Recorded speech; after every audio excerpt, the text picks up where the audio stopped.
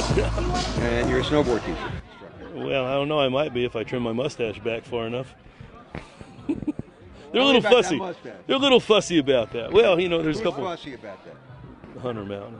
The guy who owns the place is 95 years old, and he owns the place. He makes up the rules.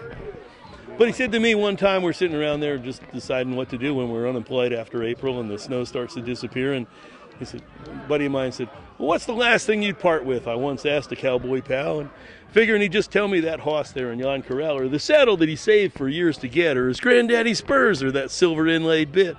Possibly the fancy rawhide work hanging there in his saddle shed, or maybe that roping skill or that pretty girl he'd wed. You know, 100 things went through my mind, from boots to cold hard cash, but the thing he promptly answered was his handlebar mustache.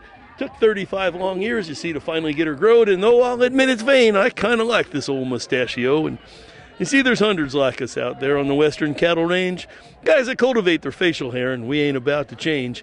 And I know the darn things, they're a nuisance when the wintertime rolls in and you got two great big clumps of ice hanging way down past your chin, and in a while your cold red nose will start to run and dribble, and before you get your mittens off, it freezes right there in the middle.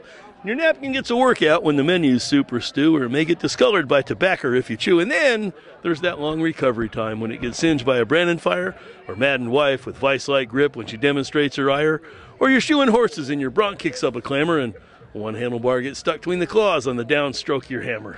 The trials and tribulations of a man with a mustache, or just the dues you got to pay to possess that bit more dash. To get those looks of wonder and awe from that kid there with a peach fuzz lip, or little babes who don't control themselves, reach out, take hold of it.